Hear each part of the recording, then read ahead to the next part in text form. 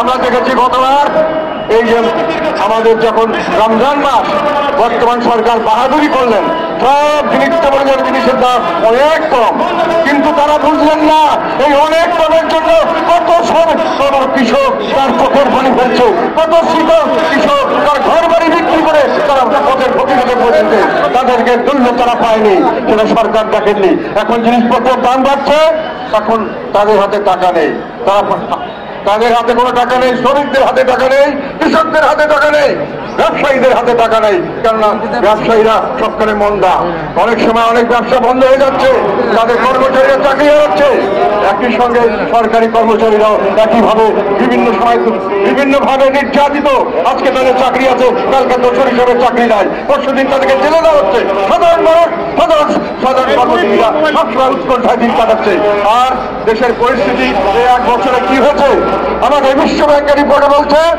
যে গত 1 বছরে তারা একটা ফোরকাস্টিং করেছে,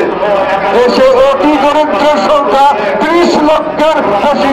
বেড়ে যাবে, যা অতি দরিদ্র তার চেয়ে 30 লক্ষ বেশি হবে, আর 60 লক্ষের মতো বেশি হবে দরিদ্রের সংখ্যা। আমাদের দেশে এখন দরিদ্রের সংখ্যা আছে প্রায়, এখন এই মুহূর্তে তারা প্রেডিক্ট করছে যে প্রায় 4 কোটি, 3 কোটি 90 থেকে 4 কোটি লোক গরিব মানুষ। কাজে এই গরিব মানুষ কোন রকম কোন কর্মকাণ্ড নেই, তারা ট্যাক্স দিচ্ছে না, সরকারের রেভিনিউ আর্নিং হচ্ছে না, তাহলে দেশের জনগণের কাছে না, সরকারের হাতে টাকা নেই, কেউ টাকা ট্যাক্স দিতে পারছে না, ইকোনমিক কোনো অ্যাক্টিভিটিস নেই। সরকার বিদেশ থেকে শুধু আসছে, আমাদের কি আসছে শুধু রেমিটেন্স, প্রবাসী আয়, এক্সপোর্ট গুলো কমে যাচ্ছে, প্রত্যেকদিন এক্সপোর্ট কমে যাচ্ছে, নতুন কোনো বিজনেস ইনভেস্টমেন্ট হচ্ছে না, নতুন কোনো কলকারখানা খোলা হচ্ছে না, নতুন কোনো চাকরির সুযোগ সৃষ্টি হচ্ছে না, শুধু রেমিটেন্সের উপর দেশ চলছে, এই রেমিটেন্সের উপর ঝুঁকি আছে। তারপরে আমাদের যদি সামনের দিকে এই অবস্থায় চলতে থাকে, তাহলে আমরা বিশ্বের কোন রকম কোন জায়গায় আমরা কোন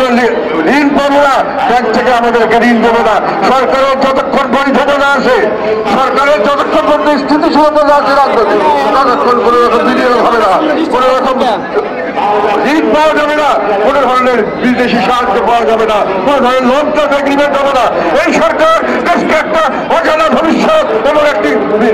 বিশাল একটি বিপর্যয়ের দিকে দেশকে ধাবিত করছে। আমরা সেই জন্য বলতে চাই, বর্তমান সরকার প্রধান কিছুদিন আগে বলেছেন, যার রাজনৈতিক এজেন্ডার করে বলেছেন, ওনারা স্বাভাবিক রাজনীতি, যেটা ওনারা মনে করছেন যে আমরা এক এলিট ক্লাস থেকে আরো এলিট ক্লাসে ক্ষমতা,